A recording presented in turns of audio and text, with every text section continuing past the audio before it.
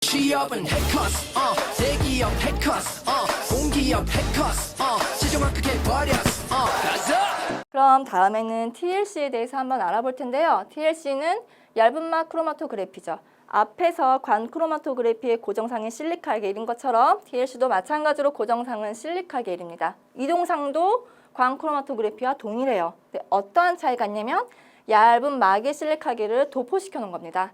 그래서 얇은 유리막이나 알루미늄 판막에 실리카 게일을 이렇게 붙여 놓은 거거든요. 아주 얇게 펴서 고르게. 그래서 종이 크로마토그래피와 동일하다고 보시면 돼요.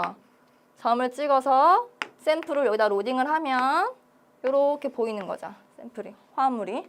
근데 문제는 얘는 용매를 어떻게 이동시키냐. 이동상인 용매를 어떻게 이동을 시키냐. 아래에서 위로 이동시켜요. 종이 크로마토그래피와 똑같죠. 모세관 원리를 이용해서 아래에서 위로 이동시킵니다. 그러면 얘가 A와 B라고 했을 때 어떤 물질이 더 비극성일까요? 당연히 용매를 따라서 많이 올라간, 달리기가 빠른 A가 B보다 더 비극성이 되겠습니다. 제가 TLC를 말씀드리는 것은 바로 이 RF 값 때문에 그렇습니다. TLC에는 RF 값이라는 것이 존재하는데 이 RF 값이 바로 HPLC에서 RT와 비슷한 개념이죠. 그래서 RT는 룸 템퍼러처 아니고 리텐션 타임, 피크가 나오는 시간인데요. HPLC에서 RT가 중요한 이유는 이 RT가 정성 분석에 쓰이기 때문이죠. 그래서 RF 값에 대한 개념을 조금 이해하고 가시면 HPLC에서 이해하기가 좀 수월합니다. 그럼 다시 한번 볼까요?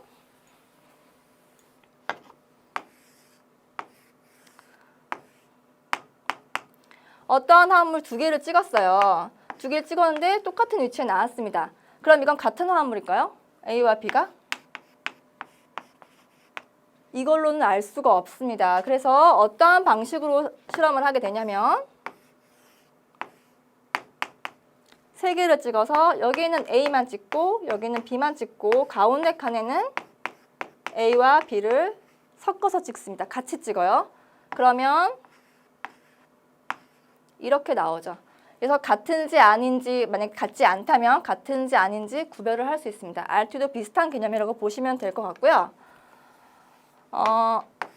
지금 TLC에서는 저희가 조절할 수 있는 조절 인자가 용매밖에 없지만 HPLC는 조절 인자가 굉장히 많기 때문에 그 많은 조절 인자를 모두 동일하게 했을 때, 컨디션을 모두 동일하게 했을 때 같은 RT를 가진다는 것은 즉 같은 화합물이다 라고 판별을 한다는 것이죠. 그럼 여기서 RF 값의 개념을 한번 볼까요? 여기까지의 길이가 Y, 처음부터가 아니고 샘플이 시작된 그 자리부터입니다. 샘플이 시작된 그 자리부터 A가 중간까지 올라간 이 자리, 그리고 이 자리 했을 때 A의 RF 값은 전체 길이 Y에서 A 값만큼, 그리고 B의 RF 값은 전체 길이 간 거에서 B만큼. 따라서 높은 RF 값을 가지는 것이 바로 더 비극성 물질이 되겠습니다. 낮은 RF 값을 가진다는 건 좀 더 극성 물질이다 라고 보시면 될 것 같아요. 그럼 제가 용매 효과에 대해서 한번 말씀을 드리면 아까부터 계속 제가 분리를 하기 위해서는 두 개를 섞어 써야 돼요 라고 말씀을 드렸는데 왜 그런지 말씀을 드리면 A와 B 화합물을 같이 찍었다고 해봅시다. 혼합물을 찍었어요. 둘 다. 근데 솔벤트가 용매가 너무 비극성이다. 너무 비극성이에요. 용매가. 비극성 용매에 올렸어요. 그럼 어떠한 일이 일어날까요? 여기서 움직이질 않아요. 왜냐하면 실리카겔이 화합물을 잡고 있는데 비극성뿐만 아니고 극성도 모두 잡고 있는데 그 올라가는 비극성 물질의 극성 정도와 솔벤트의 극성 정도가 맞아야지 얘가 이렇게 올라가게 달리기를 시작하는데 너무 비극성이다. 그럼 아예 올라가지 않고 여기 가만히 머물러 있게 되는 거죠. 근데 너무 극성이다. 반대로 너무 극성이면 어떻게 될까요? 이렇게 되는 거죠. 한 번에 뭉쳐서 같이 올라가는 거예요.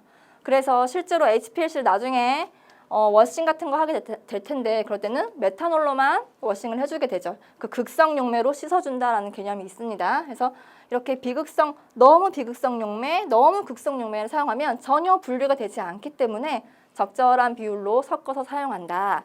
그리고 제가 Rf 값을 왜 말씀드리냐면 물론 RT 값의 개념도 있지만 실제로 우리가 산업체에 가서 샘플을 맡기거나 할 때 구조를 오픈할 수 없는 경우가 있을 수 있죠. 그럴 때 분석하시는 분들이 화합물의 구조를 모르기 때문에 극성 정도를 몰라요. 그럴 때는 어떤 컨디션에서 RF 값 얼마를 가진다라고 하면 그걸 바탕으로 해서 분석하시는 QC나 하시는 분들이 분석을 하게 되는 것이죠. 그래서 시간을 단축시킬 수 있는 효과가 있는 것입니다.